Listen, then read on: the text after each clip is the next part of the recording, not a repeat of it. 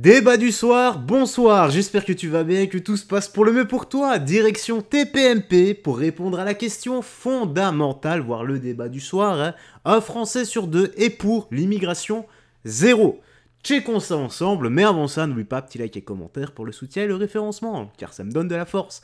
Let's go, nous sommes partis, donc maintenant trêve de bavardage. Un Français sur deux se dit pour l'immigration zéro.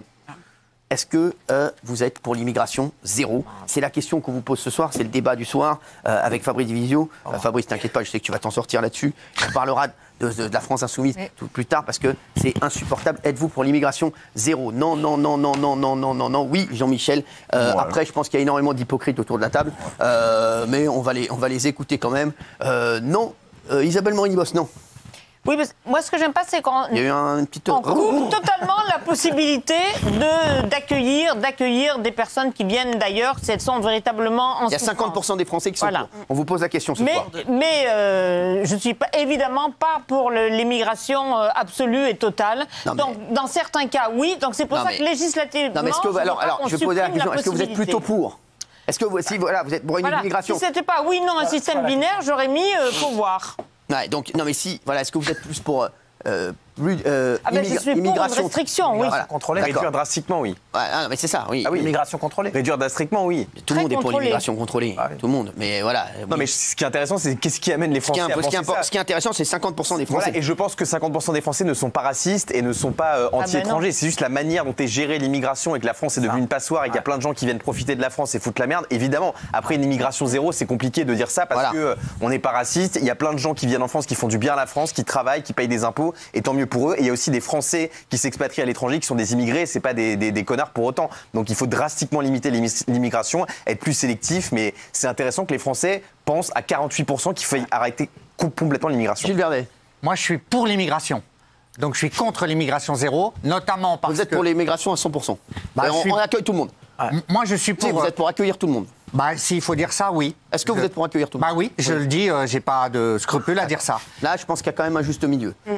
Excusez-moi de dire ça. Oui, mais bon, c'est oui ou non. Accueillir tout le monde. Cyril, c'est oui ou non. Accueillir tout le monde, c'est n'importe quoi. Avec de l'argent. Je crois qu'il n'y a que Guénolé et vous qui êtes d'accord pour accueillir tout le monde. Restauration, bâtiment, on ne peut pas sans les immigrés. Donc pour moi, l'immigration, c'est la chance de... Tu veux de la main-d'œuvre pour marcher, j'ai dit un mot, vous avez écouté pendant 10 minutes, j'ai dit un mot. Et je trouve que l'immigration, c'est une chance pour la France. Ça a toujours été l'honneur de la France. Donc moi, je suis fier que nous puissions accueillir des immigrés. Oui, c'est pas vrai. On peut pas sans les immigrés, c'est pas vrai. Il y a l'argument de Raymond qui dit souvent, il a raison, que les Français pourraient tout à fait. Mais ils le font pas. Il y a des lois en France, il y a des salaires, même si le SMIC est extrêmement bas, il permet quand même de vivre. En tout cas, voilà, c'est pas des salaires misérables. Et souvent, les étrangers, on les fait travailler dans des emplois extrêmement précaires, comme livreurs, chauffeurs, où ils touchent des misères. Et là, effectivement, ce sont les seuls à accepter ces salaires. Donc, je trouve ça limite raciste de faire venir des mecs de l'étranger qui disent, bah lui, Mamadou, il va accepter de travailler pour 800 balles par mois. Vous n'allez pas m'accuser de racisme, Guillaume. Mais Gilles, c'est affreux ce que tu dis. Vous n'allez pas m'accuser de racisme. Mais non, mais pardon. Non, laissez parler. La démarche des gens qui font venir des étrangers en considérant que parce qu'ils sont étrangers, leur travail coûte moins cher et leur vie est moins importante que la nôtre. Leur vie n'est pas moins importante. Je vous interdis, attention. Si, vous avez dit, excusez-moi, vous dégonflez pas. Vous avez dit, c'est limite raciste de dire ça. C'est limite raciste ce que je dis. Non. Excusez-moi, il a mis du sport élect, lui. Non, mais il est nerveux. Il est nerveux, vous m'accusez d'être raciste, c'est normal que je monte sur mes... Certaines entreprises qui profitent de la misère de certains étrangers dans leur pays, notamment en Afrique, où ils sont payés de misère pour les faire venir toucher les mêmes salaires ou quasiment en France, alors que le niveau de vie est bien plus élevé et ils se retrouvent, le coût de la vie, pardon, est bien plus élevé et ils se retrouvent avec une vie misérable, bah, c'est dégueulasse, ça s'appelle de l'exploitation et il y a un côté raciste là-dedans, évidemment. C'est pas humanitaire ce que tu dis, hein? Bah oui. C'est pas humanitaire du tout, c'est même très... Tu dis, on a besoin d'eux pour travailler en France. Donc, il est où l'aspect humanitaire là-dedans? Bravo Isabelle. Mais j'ai dit qu'il y avait des secteurs qui avaient besoin que des gens venus de l'étranger travaillent. En quoi ce que je dis n'est pas humanitaire? C'est pas humanitaire. C'est pas humanitaire. Mais m'accusez pas de ça. C'est pas humanitaire. Je suis complètement d'accord avec Isabelle. Cyril, pourquoi? Je suis complètement d'accord avec ça. Bâtiment, restauration, j'en prends deux comme ça. N'importe quoi. Pourquoi? Pourquoi? Parce que les Français ne veulent pas faire ces jobs-là. Et pourquoi ils veulent pas faire? Parce que les Français... Parce qu'on en revient toujours aux mêmes choses. Ils font quoi à la place? Pardon? Ils font quoi à la place? Le chômage. Mais arrêtez, vous n'allez pas m'arrêter. Exactement, les mecs, non, mais je te le dis, bah oui. Voilà. Si tu restes chez toi et qu'on te dit reste chez toi, parce que moi, à diplôme équivalent, c'est-à-dire que 0 diplôme, parce que quand je vous entends parler, il y a 4 millions, 5 millions de chômeurs, ils ont tous bac plus 7, les Français. Ils veulent pas faire des boulots que d'autres veulent faire. À un moment donné, et eux aussi ne veulent pas faire ces boulots-là. Les boulots à 1002, 1003, 1004. Il faut dire à un moment donné aux Français, attention frère, t'as pas beaucoup de diplômes, hein, t'en as même quasiment. Bravo Raymond. Donc le boulot à 1004, je vais être obligé de te le donner à un moment donné, tu vas être obligé de le prendre. Parce que si tu le prends pas, les allocations familiales, le chômage, toutes les aides, c'est les gens qui les payent ça pour toi. C'est pas de l'argent qui tombe du ciel. C'est les gens qui vont travailler pour 1004. Donc des gens qui vont travailler pour 1004 te paye toi. Donc il va falloir que tu ailles aussi toi aussi pour 1004. Bien sûr, c'est trop facile. Bien sûr. Tu peux pas dire ça, c'est trop facile. Exactement. Le boulot que les gens veulent pas faire. Bah ouais, mais à diplôme équivalent, faut le faire. À un moment donné, il faudra le faire. Gilles Verdez, qu'est-ce que vous avez à faire ça? Comment vous pouvez ne pas être d'accord avec lui? Mais parce que c'est de la logique. Vous me reprochez souvent de militer pour un monde idéal qui n'existe plus, un monde fabuleux. Mais là, c'est Raymond qui est dans un monde hypothétique. Pas du tout. Mais les gens ne vont pas. C'est pas parce que Raymond pousse un coup de gueule que les gens vont travailler s'ils veulent pas travailler. Mais s'ils ne travaillent pas, vous allez les obliger à aller chercher. Même dans votre logique, vous allez chercher chez eux. Non, qu'est-ce qu'il y a? Gilles, je vais pas te chercher chez lui. Non, mais il a raison. Si tu veux pas travailler, le gars, à un moment donné, je vais dire, si tu ne veux pas travailler, à un moment donné, ça va piquer chez toi. Ça va piquer parce que dans un an, dans 2 ans, on va t'arrêter le chômage. Même pas, 2 ans. Non, je laisse du temps quand même parce qu'il faut que les gens y réalisent. On va t'arrêter ou on va te diminuer. Mais à un moment donné, je vais être obligé de te l'arrêter. De quel droit un mec resterait chez lui en disant, moi je suis pas un con pour aller travailler à 1003? Et de quel droit des gens vont dire, bah moi par contre je suis un con, va falloir que je fasse garder mes enfants, va falloir que je paye la cantine, va falloir que je paye les transports, le midi je vais aller manger un sandwich tout seul comme un con sur un banc ou la gamelle que j'ai préparée de la veille avec mon riz éclaté au sol, mais par contre pour 1400. Et un autre va dire, non moi par contre moi j'ai pas envie. De quel droit t'as pas envie? De quel droit t'as pas envie? Déjà le SMIC il est très bas. Donc à un moment donné il faut que les gens retournent au boulot, il faut trouver de l'argent quelque part pour augmenter. Mais tu peux pas entendre des gens qui disent maintenant j'ai pas envie de travailler. Tu crois que les gens ils ont envie de travailler? Les gens qui nous regardent, tu crois qu'ils ont envie de courir après des erreurs à 6h du matin? Ils ont pas envie, personne n'a envie. T'es mieux de rester chez toi avec ton enfant. Personne n'a envie d'aller travailler. Exactement. Je connais personne qui me dit moi je veux courir après le erreur à 6h, c'est drôle. Bravo Raymond. Ah non. Personne n'a envie. Bah bien sûr. Oui, Jean-Michel. Oui, moi ça me gênerait pas que ça soit la règle, avec évidemment des exceptions quand c'est des questions humanitaires, d'asile politique, des choses comme ça, mais que ça soit la règle, immigration zéro. Et surtout, j'en discutais ce week-end à une table, à un café avec un immigré arrivé il y a 2-3 ans en France, et c'est eux qui pâtissent le plus de l'immigration clandestine, etc. Parce que du coup, comme il y a beaucoup d'immigrés du coup qui n'ont pas de travail, pas de logement, etc., et qui malheureusement font grossir un peu les chiffres de la sécurité, même si tu dis que c'est faux, Thomas, et ben du coup, eux qui travaillent, qui font tout pour s'intégrer dans la société française, ils pâtissent de l'amalgame qui est fait entre étrangers, clandestins et étrangers qui vivent, qui font rien pour emmerder la France et qui travaillent. Donc j'aimerais bien que, rien que pour eux déjà, qu'ils soient plus emmerdés par ceux qui viennent pour des mauvaises raisons. Même un immigré qui est venu travailler, il veut pas d'immigrer. C'est ce que je te dis. Avec des immigrés, bien sûr, c'est ce que j'ai dit. Un immigré, il va te dire j'en ai marre que la France elle fasse rentrer. Parce qu'il est venu pour travailler. Il n'est pas venu ici pour rien faire ou pour tourner en rond ou pour faire des enfants, pour les mettre à l'école. Il est venu pour s'en sortir. Bien sûr. Moi, c'est pour ça que j'ai mis le nom. Parce que moi, je veux que l'immigration, c'est une chance. Je pense que c'est une chance. C'est une chance celui qui vient et qui se bat et qui travaille. Ça, c'est une chance. Mais sinon, le reste. Thomas Ganoli. Oui, moi en fait, je ne sais pas pourquoi on m'impute des positions nécessairement radicales sur l'immigration. J'ai une position tout à fait raisonnable sur ce sujet. Je suis pour qu'on copie la politique du Canada en la matière, qui fonctionne par des quotas de métiers. On n'est pas au Canada, mais on devrait faire comme quel rapport? C'est une île. C'est entouré de mer. C'est-à-dire que tous les ans, on peut pas le faire. Non, mais on pourrait parfaitement le faire. Non, on peut pas le faire. On peut parfaitement le faire puisqu'on n'est pas emmerdé par les Esquimaux qui arrivent du Nord ou les Américains du Sud. Ah oui, n'importe où. Au Canada, ce qu'ils font, c'est qu'ils identifient les métiers dans lesquels ils n'ont pas assez de gens qualifiés pour le poste. Et ce qu'ils font, c'est qu'ils font rentrer de l'immigration de travail pour ces métiers-là. Nous, on n'a pas cette rationalité. Je trouve ça dommage. S'il vous plaît, Thomas. Thomas, juste, on va vous rappeler que le Canada... Au Canada, si tu veux y aller, il faut prendre l'avion et du coup, il faut un passeport valide, une autorisation de débarquer. Tu ne débarques pas par les frontières. Au Canada, il a raison, c'est eux qui les font venir. Ça n'a rien à voir. Pour être en France, tu as besoin d'un titre de séjour, etc. Enfin, il y a toute une politique de contrôle. C'est très bien de proposer des choses, Thomas, mais malheureusement... Ça me semble être une position de compromis entre les pro-immigration et les anti-immigration. On n'est pas le Canada. On ne peut pas le faire. On peut pas le faire. Ça avait quand même du sens. Donc vous êtes contre le groupement familial? Non, j'ai parlé du système que toi... J'ai une question, vous êtes contre la demande d'asile? Ah mais si vous me laissez la possibilité de développer, je rajoute des trucs, effectivement, oui. Répond par oui, par non. Non mais bien sûr, je rajoute évidemment le regroupement familial, oui, parce que c'est un droit dans la déclaration des droits de l'homme. Vous ne voulez pas le système canadien?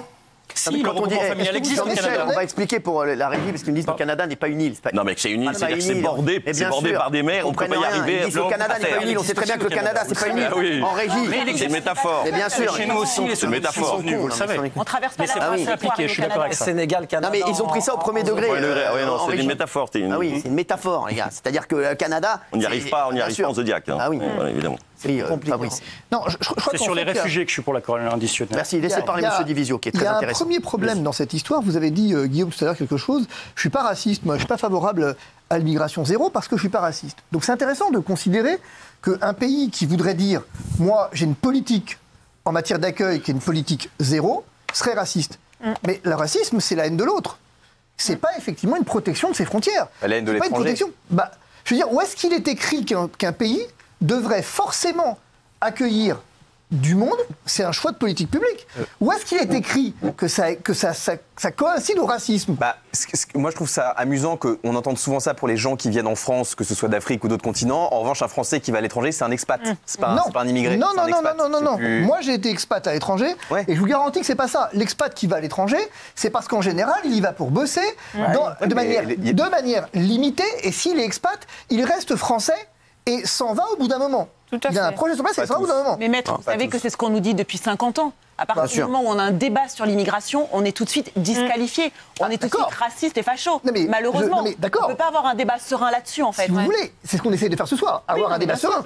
C'est de se dire, effectivement, juste, moi je ne suis pas d'accord, si vous voulez, pour dire qu'une immigration zéro égale racisme. Ça, c'est pas vrai. C'est-à-dire, ça, c'est pas possible de dire ça. Une immigration zéro, c'est un pays qui choisit pour des raisons qui lui appartiennent, c'est le principe de la démocratie, qui choisit effectivement d'avoir une préservation de ses frontières et de n'accueillir personne parce qu'il se considère comme autosuffisant.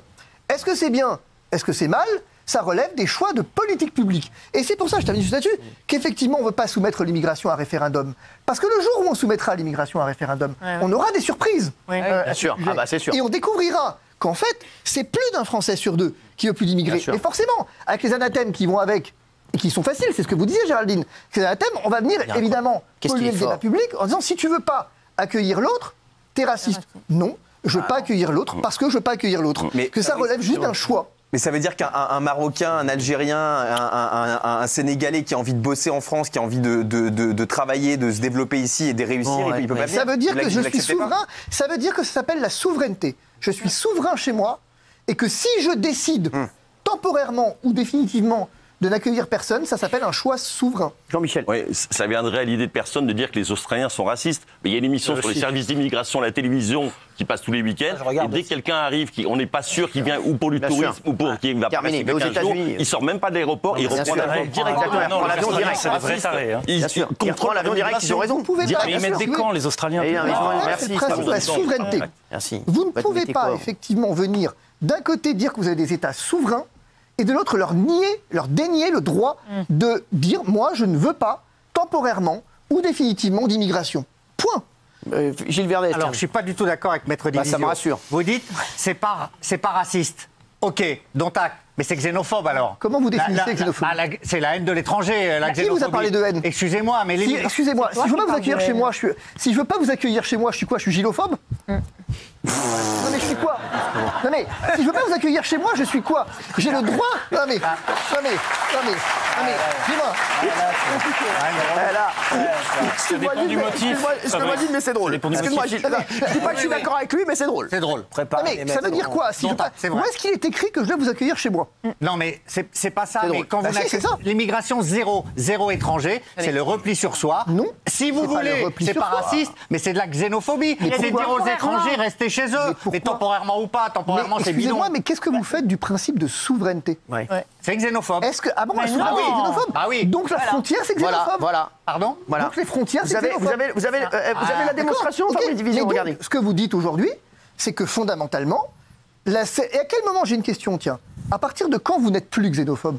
Il faudrait recueillir combien pour être plus xénophobe? Bravo, très bonne réponse. Tout à fait. Ah mais franchement, là Gilles, là vous prenez un chaos. Un chaos par qui? Par quoi? Le gilophobe, c'était très drôle, la question c'est fort. Je suis désolé, pour l'instant c'est un chaos. Ah non, franchement, je suis désolé, c'est un chaos. C'est une question, mais la question est forte. Gilles, elle est vraiment intéressante, cette question, elle est au fond du débat. Il est fort. À partir de combien...